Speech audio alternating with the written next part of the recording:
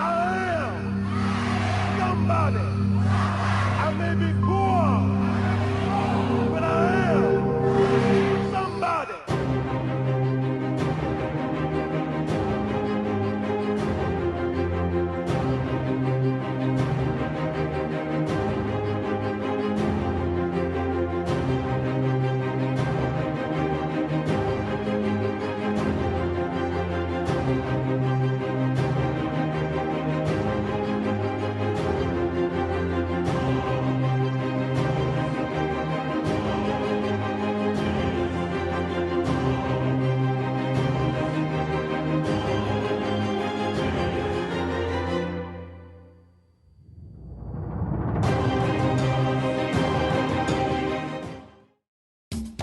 Register today for the Rainbow Push Coalition and Citizenship Education Fund's 46th Annual International Convention, Wednesday, July 12th through July 15th, 2017, at the Hilton and Towers in Chicago, Illinois. The theme this year is Heal and Rebuild.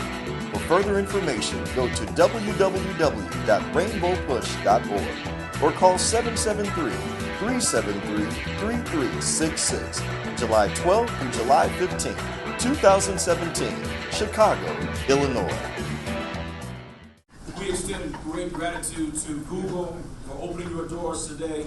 And our experiences here at Google have been rich with every single person we've interacted with. But truly, we thank God for one of the key leaders of the Silicon Valley at large, who is a part of the Google family.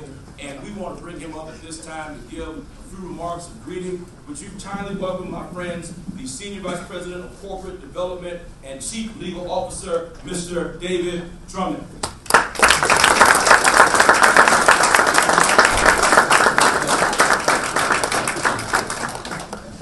So everybody needs to sit down.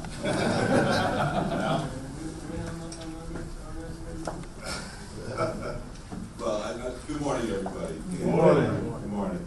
I want to really welcome everyone here at Google. It is always amazing and wonderful to have Rev. Jackson and Rainbow Push in the house.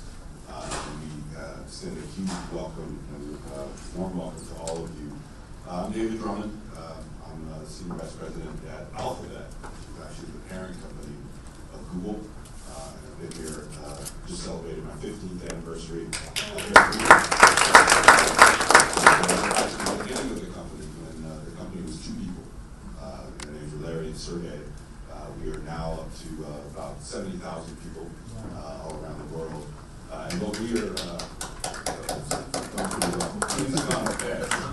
but we have felt for a very long time that we have a unique responsibility at Google as the digital world develops, as the economies turn digital, as the opportunities for folks rely so much on the ability to navigate through this digital world, to have the skills to deal with it.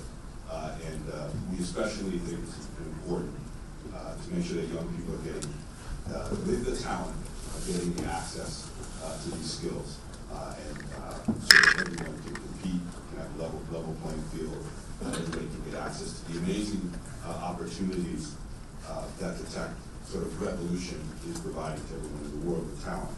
So we're very excited to deliver on this program of Digital Inclusion Fellowships that has been fueled by our partnership with Rainbow Push, with the Nonprofit Technology Network, and with the Values Partnership, to provide programming and curriculum that aims to improve digital literacy among communities that are, you could say, digitally divided. So in February, we convened with Rainbow Push at the Genesis Worship Center in Oakland to sort of kick off the inaugural Rev. Jesse Jackson Digital Inclusion Fellows work with Black churches from Oakland and across the Bay Area. So you're going to hear more about this amazing work from our Digital Inclusion Fellows, Marina Cuffey and Jessica Jones. And we're partnering with Allen Temple, Bethlehem Missionary Baptist, Calvary Hill, Genesis Worship Center, Brad Tidings, Pilgrim Baptist, University A&E, here in the Peninsula, so in Oakland, and many other churches around the Bay Area to do this work. We were very, very grateful to be part of this. So we think obviously the faith-based community has a huge role to play in growing digital literacy, certainly in the African American community. And so we think this being able to bring the faith-based community together with the tech community, with us, we think we can play a major role in helping to bridge the digital divide and getting these opportunities out to folks so they can participate in the tech community. So with that, I want to welcome you all again, and I think I'm now turning it over to my colleague, Chris Gentile, who does a lot of this amazing work. He's the head of business inclusion.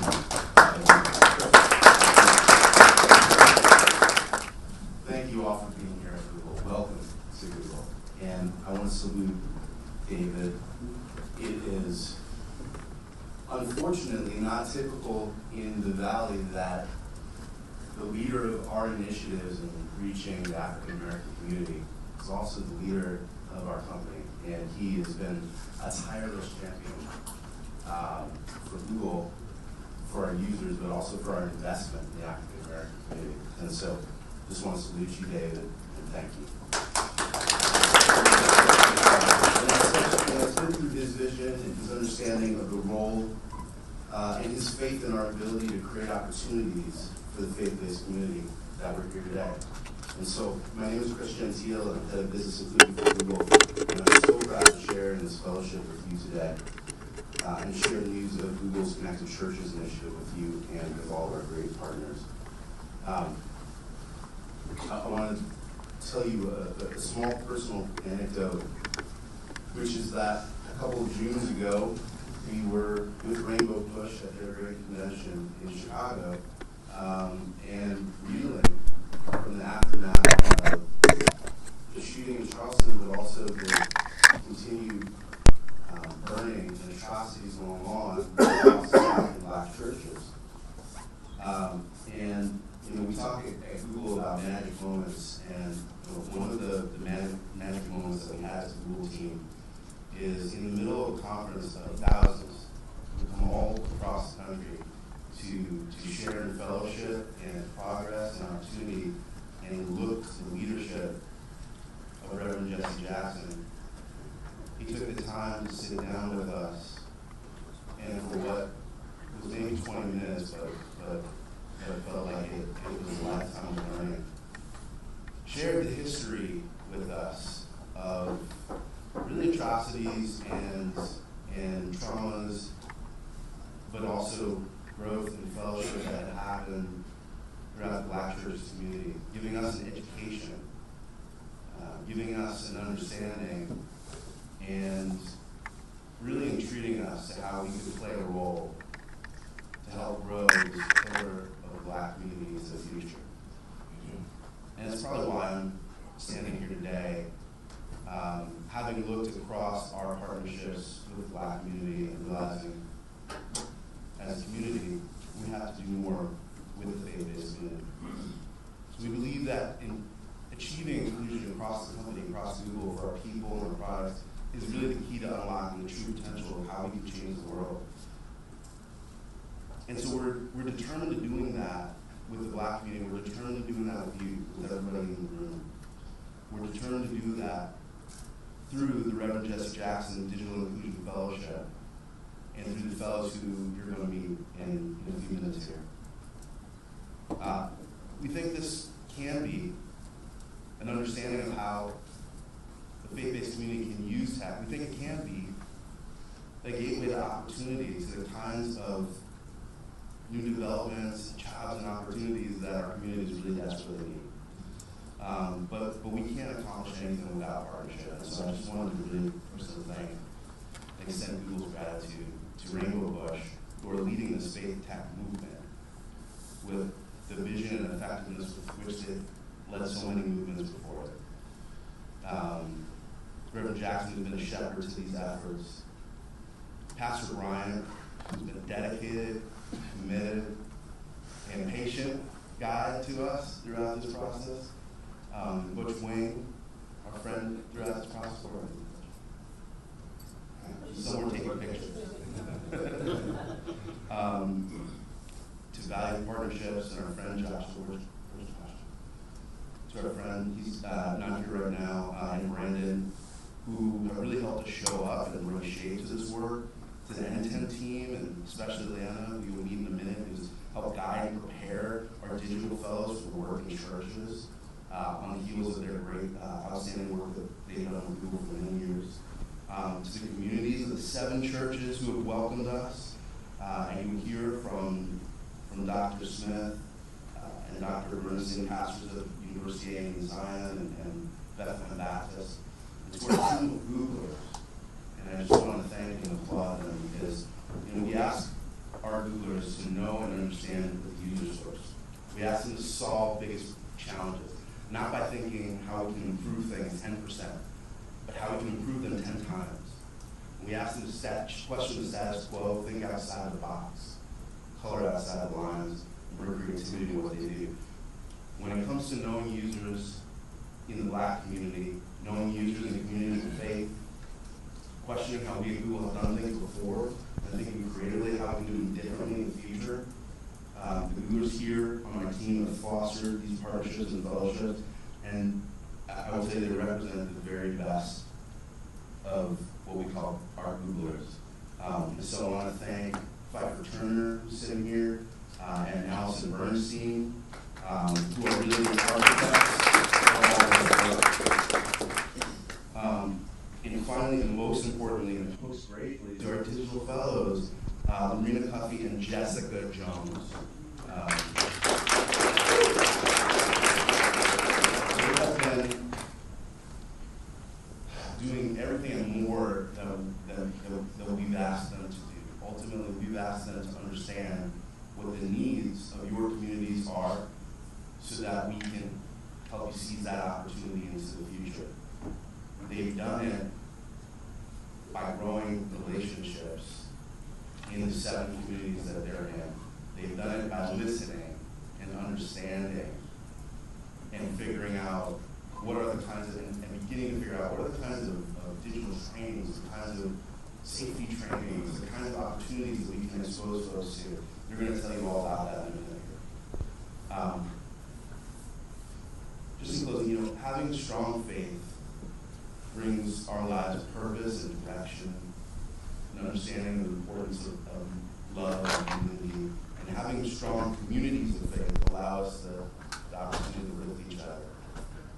I'll close with a personal story. Growing up in New York, all of my first opportunities to serve my community and earn responsibility came through my church. Whether it was the choir that I sang in for 20 years, I may not reach the Barack Obama bar, so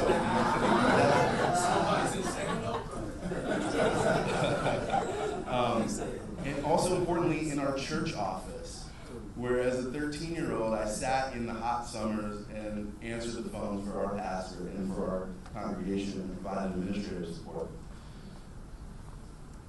Being on the front lines of that gave me purpose. It gave me the kind of purpose that I bring to my work when I wake up and come to Google, knowing that we can actually have a greater impact on the world. But it gave me something else. It gave me my first experience with a computer. There was an IBM 386 sitting on our desk. I don't think anyone knew what to do with it. And I started to explore what to do with it. I started to learn the language. I started to learn the language of what would ultimately bring me into a place like Google. And ultimately unfold opportunities for myself, my family, my children, my community. So I'm proud that Google is standing here today with you, our great partners, Reverend Jackson, and everyone else who's making this possible, that can help our people young through old discover the opportunity in their next opportunity. Thank you very much.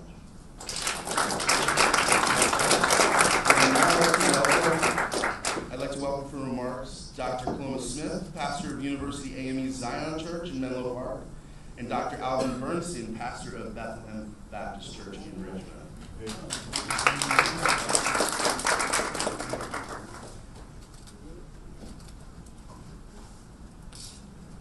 Good morning, everyone. Good morning.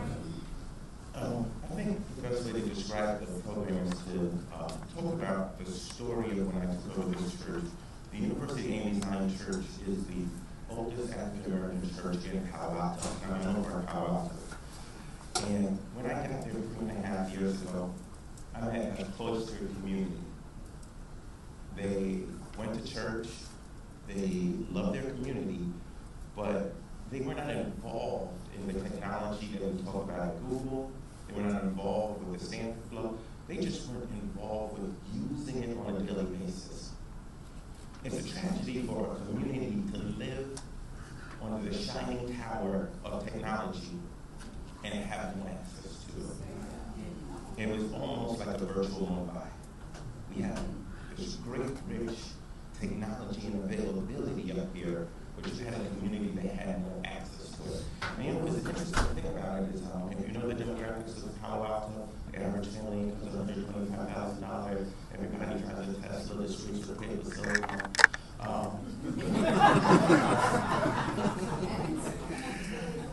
But so this was not a community that was suffering from demographic issues, because sometimes I think we tie the digital divide to specific demographic situations. The reality is that in Menlo Park, Palo Alto, and Mountain View, there is a community that has no connection to technology. You don't have to go to East Palo Alto, just come to these communities. So, as we started to tackle this thing, we're so grateful for Google for partnering with its community. We're so grateful for Reverend Jackson for doing the work that could lay the groundwork for these programs that happen in the local church. And talking with Dr. Ellis yesterday, who's very sage and wise, and he said something that was profound. He said that oftentimes there are things that block people from using technology. It could be, I don't read that well. I might have a medical issue with my eyes. But if you just set up a tech program in a community without any connection, where are you to catch these people and say, no, let me help you read a little better. You know what, sir? Let's get you an appointment with the doctor so that you can continue to have access to the technology. So we're so excited. Lorena will tell you more about the details of the program, but the seniors and the young adults are doing amazing. And my whole thing, and then I'm done, is the reality is my grandparents are from Jamaica. My grandmother was a domestic, my grandfather was a farmer. And they were smart. They knew enough to tell the kids, you know, you need to be a lawyer, you need to be a doctor, you need to be this, you need to be that. And all their kids went to college and did all that. But what I realized, because certain people in our community have a phobia with technology, they're not telling kids to go do this. Be a software engineer, be a graphic designer. They're not telling them that. As a matter of fact, they're dissuading them from being that. So these programs not only serve the seniors to get them engaged, it allows them to start encouraging the next generation to be involved. Thank you so much.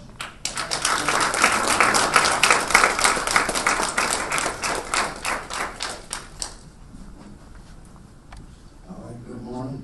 Good morning. Good morning. So we want to thank God for the day and church for our leader, Reverend Jesse Lewis Jackson, and our convener, Joseph Bryant Jr., to serve on desk, and my pastor here, Reverend Dr. Larry Ellis. Let me see, how do I start this? Well, let me start here. I'm serving literally the church where I was born.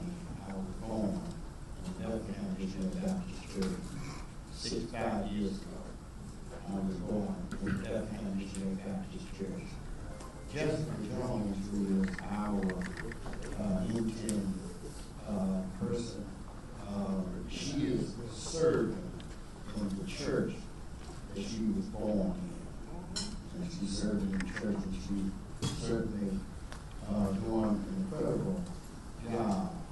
But 2 images, and you really need to get this. Last night I was preaching, scheduled to preach, and I did go preach at church, East Hill United Methodist Church in Richmond. And claim to fame, and they still saying it now. Their claim to fame is that they're the only church that late Dr. Martin Luther King Jr. spoke in Richmond. Y'all know Dr. did a long long time, but they still talk about it. Dr. Martin Luther King Jr. that he was speaking in East Carolina Methodist Church. And the pastor, that's right, with the answer, that's right. And the pastor got a guest and said he opened up for testimony. You know how we go to church, open up testimony. And he asked for, please don't get up and talk about arthritis, pain, and etc. Talk about something good. All right. And as soon as he sat down and they stood up, they started talking about arthritis, tumors, cancer, you know, and the list goes on. The image is strikingly different from what took place at Bethlehem Church earlier that day, where Jessica led a group of seniors. My mother was one of them, 89 years old. And I think the oldest is Brown, she's 96. Group of senior saints meet there every Wednesday. They almost beat Jessica getting to the church. And they're talking about USB, Internet Explorer.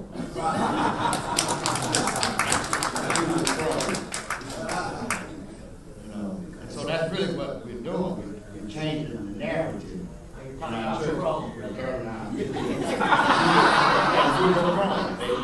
actually had to go to Google Chrome. We engage the program to do their lessons. Use Google Chrome. But that's really what we're doing. We're changing the conversation. We're changing the narrative of our churches, where the best thing that God is doing for people is shifting from deliverance, from tumors and cancer, you know, and God really doesn't deliver you from old age. You just don't get old, you know.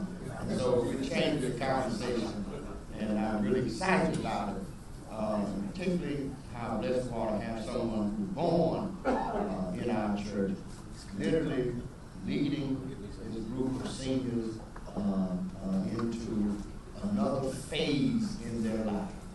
And so I'm really excited about it. She's doing an amazing job, and it's progressive as she moves. She's doing it with the kind of gentleness that makes this work, makes the presentation of computers not overwhelming and intimidating.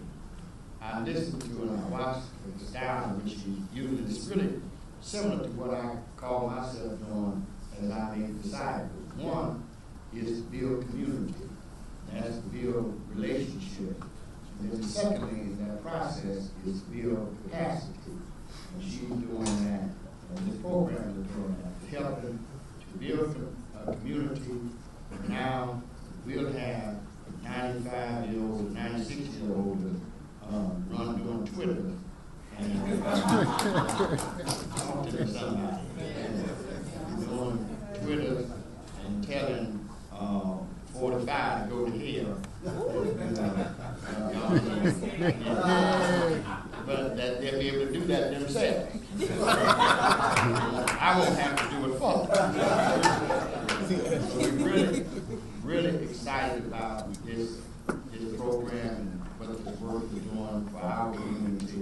And I agree with Pastor who came before me, Pastor Smith, that having access really means a lot. I want to thank Google, thank all of the others who helped us, Hewlett Packard, and others who make this happen in our church and our community. Because I don't want to have every testimony service be about arthritis. You know, be good to hear about something else. All right, good. Let me, every time the President, Dr. Jackson, my son, will be 32 next month, and in Richmond, Virginia, 31 years ago, he took a picture with Reverend Jackson at that time to make a very powerful statement and bid for presidency of the United States, a very powerful bid, and the convention, and my son was with me. We drove drove all the way from Nashville, Tennessee, Richmond, and he has on his mantle a picture of his house. He, Reverend Jesse Jackson, he's a year old, the picture with Reverend Jesse Jackson. And I tell my son all the time, I don't think Jesse might have called a whiff of it. And I mean that literally, a whiff. And at that time, they were taking that picture. We couldn't rush and change the diaper, so we come back and take a picture with Jesse. We took it just as he was. Loaded diaper and all. Sitting right now in my son's house. But it's good and grateful to God for this experience. Really, the sky's the limit where we can do our community. Because you know who really has money in our community, not really young folk, core money in our community, that keeps our church going, is from the senior saints who are now changing their conversation from high blood pressure, arthritis, tumors, and cancer survivors to Google Chrome, and Explorer, and USB ports, and all that type of stuff. So we're very excited. In fact, there was a test given. Just gave a test at the end of the session yesterday, and I'm sitting next to my mother. We were on the test. My mother literally scored higher than I did. So we're really excited about this program. We thank God for it. Morning, everybody. Morning. Can y'all hear me? Good. Yes, my name is Jessica Jones. I am the Reverend Jackson Digital Inclusion Fellow in the East Bay, and I work with Hayward, Oakland, and Richmond churches as per the Pastor Mercy. Good morning. Good morning. I'm Lorena Cuffey, the 2017 Jesse Jackson Digital Inclusion Fellow here in the Peninsula. I'm working along the Peninsula. I'm having a great time. Are you having a great time? Yeah. So, I'll just share with you, actually, my oldest student is 102 years old. Wow. And she knew your mother. She told me a story about you. No, I'm not going to share that, but I will share a story of when I was meeting and fellowshipping with a group of them, and one of the women, she's already overwhelmed with email. She doesn't understand, why she gets so much email and how to manage it properly.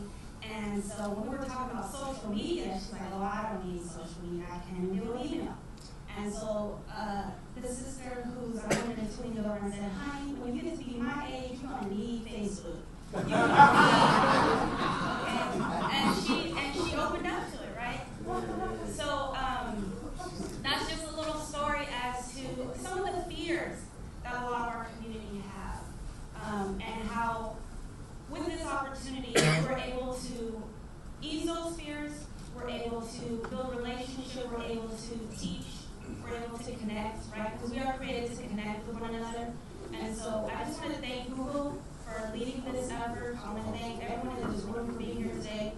And I'm so excited for all the work that we're doing. May 8th through 13th is Digital Inclusion Week, right? So we're going to be launching our program along the Peninsula. I encourage you all to get involved. Please see me after, and I'll give you more details.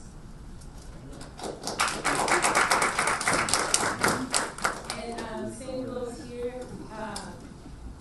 When you start working with the church, you start realizing what is going on in the community, because the church is really the heart of the community. You really want to know what's going on, you just go to church. And so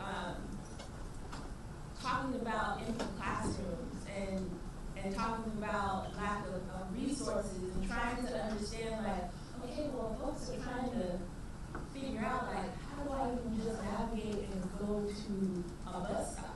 Like, why is my bus not on time anymore? Why is it hard for me to access, like, my healthcare information? Why do I have to go all the way to HR block and not even know that they're open when I can do my taxes online? Those type of things folks don't know about. They just hear about technology and they think, oh, I should just be on social media. Oh, this is just a new landscape, maybe I shouldn't be there. But in fact, everything is on there. So our work is really just to make folks comfortable, to show them like it's not a scary place, to have agency over technology and not for it to have control over them.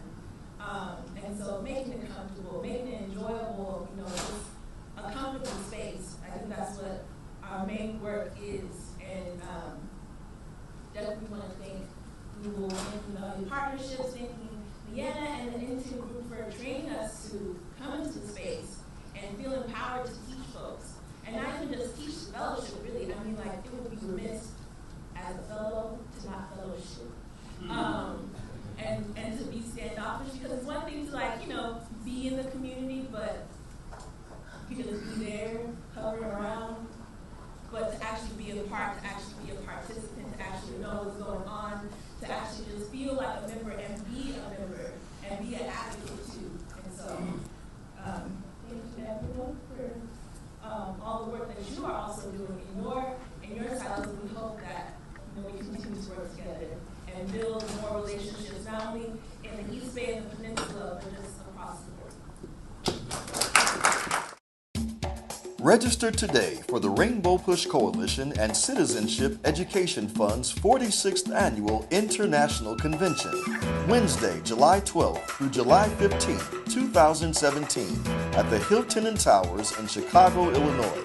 The theme this year is Heal and Rebuild. For further information, go to www.rainbowpush.org or call 773-373-3366. July 12th through July 15th, 2017, Chicago, Illinois. We're going to ask if Viper and Leanna would first share just your investment in this process and how you helped us to get where we are today with the fellows and how you envision faith and technology continuing to have this kind of impact. So go ahead and take it away. Thank you. Good morning, everyone. Good morning. So my name is Leanna Mazlina. I am a digital inclusion manager at N10, which is the nonprofit technology network. And we've been working with Google and Google Fiber for a few years now on the fellowship. The original idea came because we realized that there's so much technology in our communities and yet not everyone has access to it. Not everyone has the skills to use it. And it's not for lack of trying, it's for lack of having those resources nearby. So over the last 3 years or so, we've been working with different partners across the U.S. We currently have 27 fellows in about 11 cities that are working on this issue of trying to bridge the digital divide. They're working in all kinds of community institutions, so those organizations that bring the community together, working with housing agencies, schools, libraries, nonprofit organizations, literacy organizations, all kinds of different organizations that are really anchors for the community. And so we recently, maybe about 6 months ago, started talking with Pfeiffer and Chris and Allie, who've been incredible partners, about bringing churches into the fold as well, and specifically churches that serve the Black community. So out of that conversation, we realized that that is another anchor institution that we really need to be working with. It is a point of reference, as so many people have said. It is a place where the community gets informed, where the community is strengthened and supports each other. And so we're super grateful to be working with Google and with all the partners here and with our wonderful fellows. We have 2 here, and then we have another 2 fellows working with churches in Atlanta, Nicole and Anita. I don't want to forget about them even though they're not here. And they are just, even though they're only in their 3rd month of work, they're already teaching. So that's really incredible because they've come into the community or been a part of the community or been born into the community and gone in there to figure out what is it that folks need, what is of interest to them, what would actually be useful, and then help work with them to help bridge the digital divide. And they are, I cannot applaud them enough. They are incredible in everything they do. So just hats off to the fellows.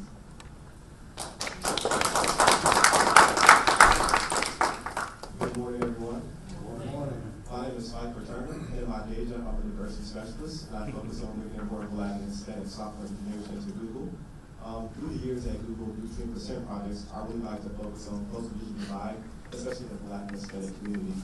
And we've done it in a lot of different ways, had a lot of different partnerships, but the faith-based community is one area that we really haven't touched. So I got a room with Ali, Chris, some other Googlers that are out here, Robin, et cetera, to talk about how we can do this great work. Google's did a lot of things, but there's some things we don't know. So we really need the right partners in the room to be able to get this work done. So that's what we tap them. Value partnerships, Rainbow Push, and then we look around within Google to see who's already doing this work, who already has digital inclusion fellows in the community, and we connect with Harvard, and they already had a great partnership with Ghana and Intel, and we got them in the conversation as well. So that's pretty much how it started. We had some of these conversations, as some of the fellows mentioned, how we approach situation. When you bring technology, there's sometimes a sense of fear. What does Google want with the faith-based community? Why are we doing this work? So we talked through all those problems, kind of scope of the plan to get involved, and Intel and value partners have been really great at, driving that conversation along with Rainbow Push. So I'm excited to do this work and looking forward to what we'll do in the future. I'm actually going to come out here so we can do this in a little bit of a Phil Donahue/Oprah style. I'm just showing my age, that's all. Let me just ask the fellows really quickly to answer this particular question. Since you are now engaged in this process, what has it done for you as not only digital inclusion people, but and both of you alluded to this, but I'd like to pull a little more. What does it mean for your impact on a greater community? Because you are truly having an impact that goes beyond the actual lab. Talk a little bit about that. I think, Jessica, you are in the ballpark, so you can go first if you like. Okay. So the larger community outside of the church? Just the larger community, however you define it. Okay. Thank you. But I think in terms of, just the greater community, so let's talk about just like where the church is at. Where are they placed in relation to the community? You have a church that's near the train tracks, you have a church that's near, housing projects, you have a church that's, near a school. Wherever that church is placed, then you have to say, oh, who's nearby? Who can I outreach to? Who can I talk to that can spread the news about what's going on to make it more available, that this resource is not just for church community members, that you can also come, that it's also free and available to you so that you can have access, that you can have knowledge as well. And so building that community, the church community, and then the larger community that they are in, and then also seeing who's also doing that work. If they're also doing digital inclusion work, maybe they call it a name, who's a library nearby, who's a school nearby, who's a resource center nearby. And saying, all right, well, you're doing this work, and we're also doing this work too. Y'all want to get together? Y'all want to have a conversation? And so even like, we're here for a year, so even if, once that year come and gone, that partnership can still be there. They can know that church still exists. They're still trying to do that work. They can still help. Outstanding. Outstanding. Yeah, so when I think about community, someone said it well this week to me, it means participation. So it's getting everyone involved. It's, for me, like Jessica said, figuring out who's already doing the work. In Palo Alto, where my host church is, there's an amazing free technology school, Street Code Academy, right across the freeway, working in East Palo Alto, that's been doing the work. And so it was a matter of figuring out, how can I bridge the gap with folks that are doing the work already so that it can be sustainable, right? Oftentimes, churches already are running low on capital of, time and people and energy. And so, when Jessica and I are complete with our project, how can we ensure that this continues to grow, that this lives on beyond us? So that's been very important. It's building the partnerships around the community as well. That's excellent. That's excellent. Pastor Smith, you are connected to the Silicon Valley in a very unique way because of the geography alone. And you've been here long enough to have watched technology grow, blossom, take over the world, and yet you're in the epicenter of it with your congregation. What does that mean, having been here and watched the evolution of technology and now seeing it actually come where you are so you have even greater impact directly because of your leadership in that community? Well, there's a couple of things for those that don't live in Silicon Valley. You have to realize our community is not all tech. Only 25% of the individuals between San Francisco and San Jose are involved in a tech company. If you look at the history of migrations, especially in the African American community, you had people that moved here in the 40s, 50s, and 60s from Louisiana, Texas, Arkansas, Mississippi. And the reality is, hard work, they do great work, they had great blue-collar jobs, they were involved in the military industrial complex, they worked at Fairchild and Silicon Valley was born. But somehow they never got connected with this new thing that's happening in the valley that's only 20, 25 years old. That's right. That's right. So these communities, whether they're Black, Latino, they become cloistered communities that have been pushed to the fringes of our area. Now, the only place that people have trust in those communities is the church, because it's a safe place for them. That's right. So that intersectionality of the church positions us to go and talk to people that is 25% of the population will never see. They can put as many ads and put it online, and these people never run online. So this opportunity, there is a dynamic opportunity for the church to be the bridge, the gap to get to people that tech companies, no matter how slick we do the marketing, no matter what SEO looks like, no matter what we do, the church is where they live. Because you can offer that type of the library, but without the community leadership of a pastor, of a ministry leader, or somebody saying this is important, you need to do it, people might not even engage out there for a couple of reasons. Shame. I'm supposed to know this, but I don't. Fear. You know, what if I put my credit card online, really told me this. If I use my credit card on Amazon, somebody's going to take the first time I use it, so I will suffer from fraud. Who's the person that's going to tell them and they're going to believe that they won't suffer from fraud? You know, Dr. Ellis was telling the story where we had an incident. Somebody said, I'm not on Facebook anymore because they're killing people on Facebook. And they want to kill me on Facebook. It's a misconception, it's methodology, but that template is made up because of fear. And we're the only agency that has that credibility and trust with them to say, hey, trust us as we take you on the trip. That's right. So I think that's really the valuable part of this church technology. And other thing is, I think there's some amazing people, amazing work. I can't say enough about Street Code Academy. You're here as a brother attending. But we partner with them because the church can't build it. We just don't have the people, resources at the time. So, for example, today we're doing an amazing job with the next generation at Street Code and teaching coding. But their parents drop them off. So now Lorena is there in the evening teaching the parents how to do the skills they need, like emailing and all that other stuff, while their kids are learning coding. The entire household is now engaged in the program. But that's the kind of work that Reverend Jackson and this fellowship and Google allows us to do, to partner with amazing organizations and meet some of those other needs that might not be in their main portfolio. Excellent, excellent, thank you. I'm going to ask one more question myself, and then we'll open up the floor. Dr. Bernstein, because of your leadership, not only at your church, but over the years, you've been in different locations. You mentioned Nashville, New York, you were there, you're back here at home on the West Coast, and you're even now moderator of a large group of pastors.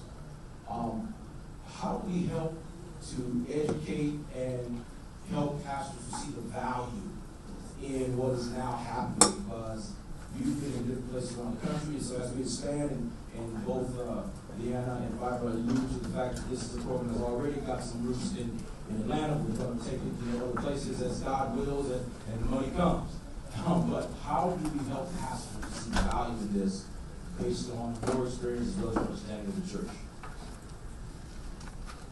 I wish I knew. Because it really has to do with ministry perspective. And most pastors, particularly here in the Bay Area, most of them are bivocational. view the church as something you just do on probably twice a week, Wednesday and Sunday. And then most of them do not see the church as having as its primary ministry, operating and functioning in a prophetic role.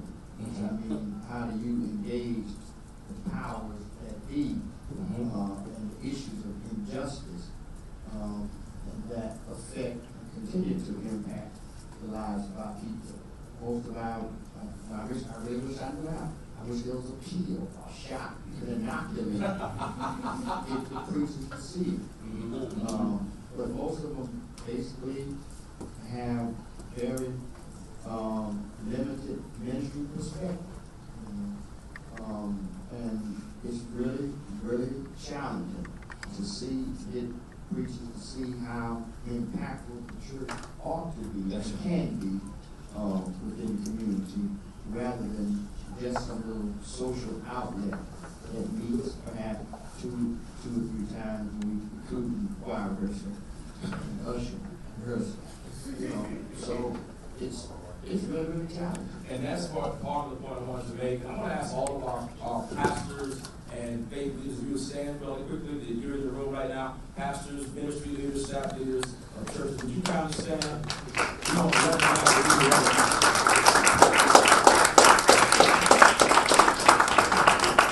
To Dr. Bernstein's point, it's those that see the value that we want to continue to develop relationships and continue to use as voices that can testify, to use your term, to the benefit and blessing of this kind of experience, this kind of program. We're going to open up the floor a little bit now. Let me just add to that. Go ahead. I think one of the things that I think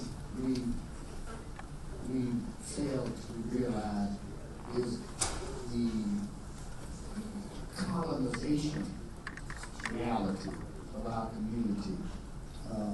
That basically we're colonized. We're basically being manipulated and basically being exploited by an external power. And I think we're very intimidated by the colonizing power. Because if you're going to challenge the colonizing power, that requires the word be scared of. That's revolution. We don't see churches engaged in revolution or in resistance and protest against the colonizing power. Amen. Got a couple of questions, comments here? Yes, go right ahead. And please stand, tell us who you are and where you're from. Stand, tell us your name and where you're from. All right. God bless you. My name is Denisha Delane. I'm the founder of Faith in the Bay. And I'm excited about this conversation because when it first got started and when it first came up, I probably spent the last 15 years of my professional experience doing digital media training. But being a church girl and coming out of NAACP and sitting at their national board, I know how hard it was to work with an older population and get them ramped up into today's conversation. So when this started to come out, I was really excited. But one thing that always comes up for me is that we're major consumers of products, and I'm Google loyal, right? Super Google loyal. Thank you. And thank you. Shout out in the house. That's right. So very loyal. But even when I travel and do tech conferences and do all of that stuff, what I realize is we're major consumers, but not producers. And so one of the things that you brought up around sustainability, what happens when this is over? My big question is for the faith-based space, because we learn while doing, are we creating any products that are beneficial to the faith community where we can leave some tools behind? Is there a list that I can subscribe to using MailChimp? Because I'm MailChimp loyal. I've made my shift from Constant Contact, and everybody who's on my mailing list knows that I send out through MailChimp. But are there things that I can subscribe to so that once a week or twice a month I'm getting some one-pager that tells me how to do something different? Here's my example. When Pastor Bernstein brought me in to talk to the association, I had to teach Pastor Bernstein in a room of folks that were over 70 what a hashtag was. But when he got it, right? And he didn't even realize that his folks had been hashtagging about sermons and book products and other things he was doing, because he was out of the conversation, not as people, but he was out of the conversation. But I left them with tools. So what can we create in this product, in this training, so that our pastors, ministers, clergy can be left with some tools so that we can keep growing together for those that aren't in the fellowship, but that our congregations can be growing along the process. Great question. Any responses from the panel? Got a couple here. Go right ahead. That's a great question. I love the inclusion fellowship, but it's almost to be in every single city. So you're right, we do need some tools and some things that are for the larger community. One of the things that we are working on is the Connected Churches Toolkit. That will have some of those tools that you're speaking of, like Hangouts, how to use Hangouts, something that can be more scalable. So if you're not part of the inclusion fellowship, you can still learn. So that's something that we just launched at the Amy's Youth Conference in DC, and we're using a train-the-trainer program. We're changing youth to go back out to their churches and community and train their members on some of these different products. So it's like an early version of it, but that's something we're thinking about. Excellent. Leanna, and then Pastor Smith. So I'll add quickly that from previous years of the fellowship, there's a digital inclusion toolkit that we've put out that has some of the learnings that the fellowship has in the field of the best tools to use or some best practices, etc. And so at the end of this year as well, we hope to use some of the learnings that the fellowship had and create some kind of toolkit working with values partnerships. And I think it would be great to have some feedback or some ideas about what would be useful to have in that toolkit so that we can make sure we're serving the communities we're saying we're serving. That was part of the project that helped to launch the Connected Churches. And it was amazing. We had 700 people under the age of 18 meet in DC. And we started going through the toolkits. How do you do hangouts to do your board meetings so you don't have to drive in? How do you use Uber to go get seats? How do you do Google spreadsheets so that everybody can see the spreadsheets for the church? How do you use Google Forms to do surveys and stuff? And part of that is that we will be starting a cadre of 5 churches in the Philadelphia, Baltimore area with that training credit, and then we have another 3 churches, one in Atlanta, one in South Carolina, and the other in, I can't remember. But it's so powerful to watch kids go back with this amazing energy and take these nugget-sized pieces of information that can be transformational to the very existence of the church. And you don't have to teach them every product. But once you start giving them the pieces that allow them to have some real access and freedom, so it's principle and practice, teaching those principles in the name of freedom.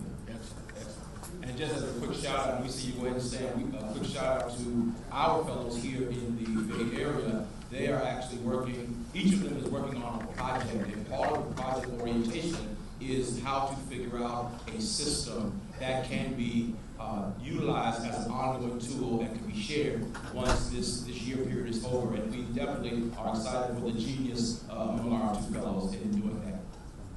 My name is Pastor Bowen from Deliverance Church. Here comes the mic.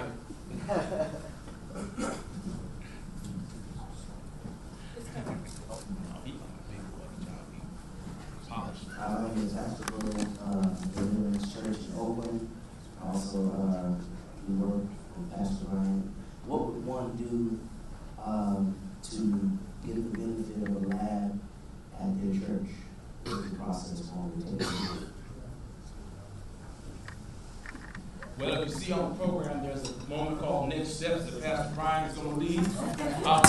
But since the question has been posed, we need the information in our database to start. And then we need to start the conversation with the churches.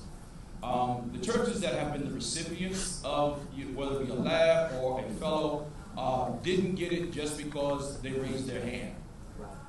The pastors had to do some due diligence, had to do some preparation, there had to be some assessment of readiness.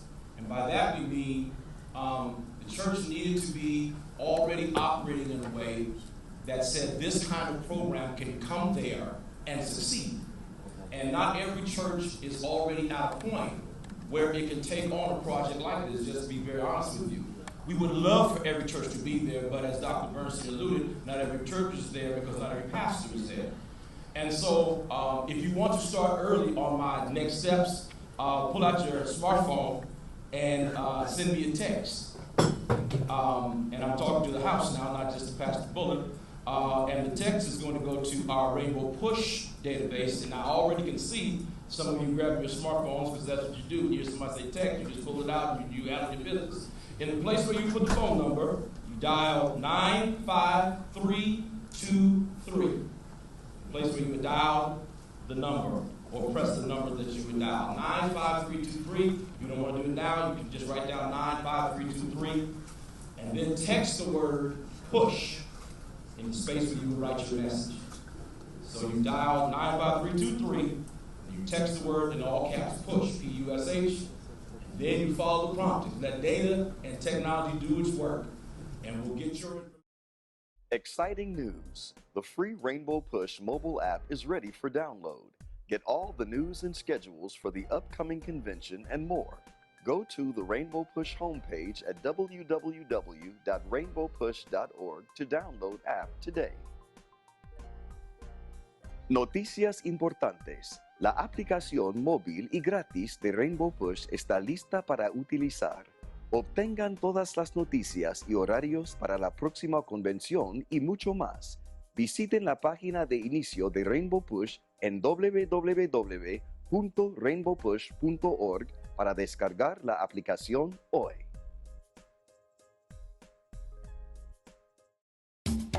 Register today for the Rainbow Push Coalition and Citizenship Education Fund's 46th Annual International Convention, Wednesday, July 12th through July 15th, 2017, at the Hilton and Towers in Chicago, Illinois. The theme this year is Heal and Rebuild. For further information, go to www.rainbowpush.org or call 773-373-3366. July 12th through July 15th, 2017, Chicago, Illinois.